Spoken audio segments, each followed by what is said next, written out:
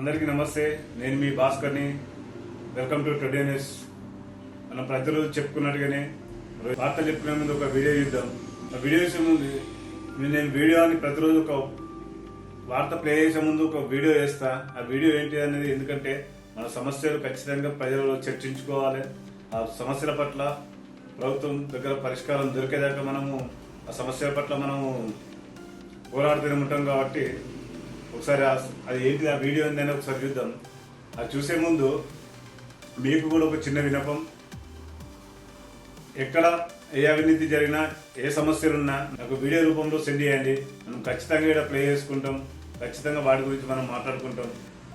ఆ సమస్యలకు పరిష్కారం దొరికేదాకా మన ప్రయత్నాలు కొనసాగుతూనే ఉంటాయని నేను ఒకసారి చెప్తున్నా.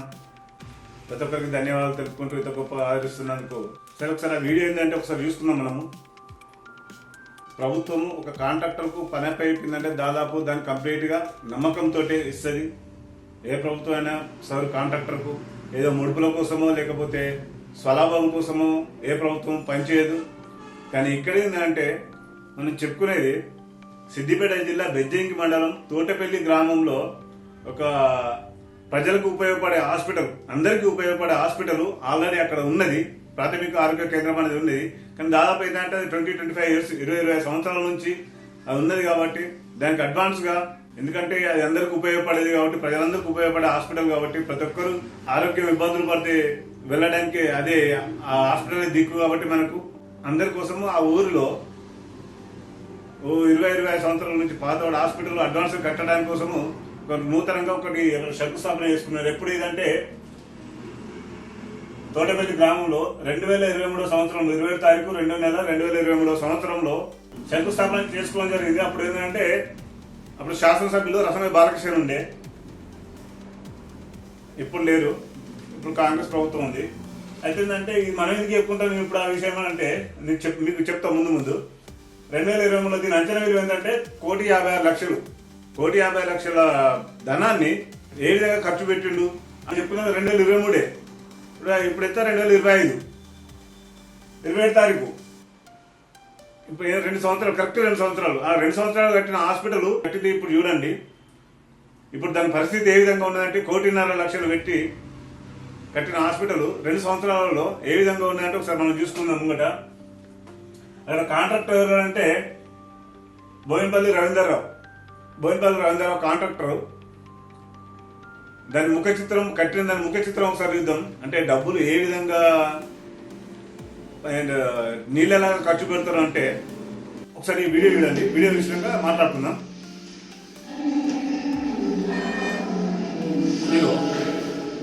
ఇది కట్టిన నిర్మాణంలో మొత్తం పగులే, మొత్తం రూమ్ మొత్తం పగులే. అది కట్టిన భవనం మొత్తం పగులే. చూడండి మళ్ళొకసారి.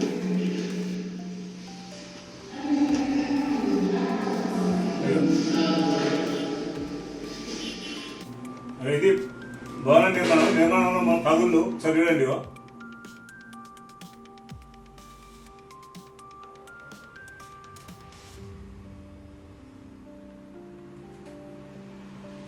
ఇది అంటే 2 ఇయర్స్ 2 సంవత్సరాల క్రితం నిర్మించుకునే 2 సంవత్సరాలు ఇవాటికి 2 సంవత్సరాలు నిర్మించుకొని సరే చూడండి పగుళ్ళు ఎట్లున్నాయో. ఇది మరి ప్రజల కోసం వెచ్చించిన డబ్బులు, ప్రజా ధనం ఏ విధంగా వృధా చేస్తున్నారు కాంట్రాక్టర్స్ అనేది ఒకసారి చూడండి. దాదాపు 1,50,00,000 నిర్మించిన నిర్మాణము 2 సంవత్సరాలకి పగుళ్ళు వచ్చిందంటే అలా నాణ్యత అనేది ఏ విధంగా పాటించిండు అంటే సరే క్యూరింగ్ కూడా కరెక్ట్ చేయలేకపోతే ఈ విధంగా ఏర్పడతాయని దాదాపు అందరికీ తెలుసు. కాంట్రాక్టర్లు అవతారం ఎత్తి అవినీతి పరంగా లేదు ప్రజాప్రతినిధుల అండదండలతో కోట్లకు పడగలెత్తుదామని ఇలా నాణ్యత పాటించకుండా ఇలా నిర్మిస్తే రేపు ప్రొద్దున ఎవరి ప్రాణాలతో చెలగటమాడతారు. అక్కడ ఉన్న స్థానిక ప్రజలే ఈ చూసి 2 సంవత్సరాలకి ఇట్లయిందంటే స్థానిక ప్రజలే ఆడ ఆగ్రహం చెందుతాం కదా. ఎందుకంటే పాత హాస్పిటల్ అనేది అక్కడ పక్క ఉంటుంటే 20-25 సంవత్సరాల హాస్పిటల్ అనేది ఇంత చెక్ చేయాలి. ఇప్పటికీ 2 సంవత్సరాల హాస్పిటల్ ఈ రకంగా తయారైందంటే 1,50,00,000 చేపట్టిన పనుల్లో కనీసం నాణ్యత లేకపోతే, నాణ్యత ప్రమాణాలు పాటించకపోతే ఇది ఎవరి స్వలాభం కోసం చెప్పు. ఎవరి కోసం? ఇది ప్రజల కోసం కట్టిన హాస్పిటల్, ప్రజల కోసం కట్టినట్టు ఇట్లే ఉంటుంది. ప్రజల కోసం అయితే ఇట్లే ఉంటుంది. ఇది ఈ సంబంధిత శాఖ అధికారులు వాళ్ళు బిల్లులు ఏ విధంగా చేస్తారు, వీళ్ళు బిల్లు ఏ విధంగా పాస్ చేస్తుండ్రు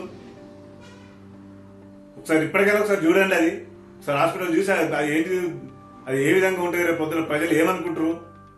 నేను దీనిపై ఈ విషయంపై అక్కడ భావన రవీంద్ర అని ఒక అతను నేను అడిగిన, అన్న మరి గిట్లున్నది హాస్పిటల్కి ఈ రకంగా ఉన్నది అంటే దానిపైన అన్న మరి కాంట్రాక్టర్ ఇట్లున్నదని ఒకసారి వీడియో ఇద్దాం అనేది.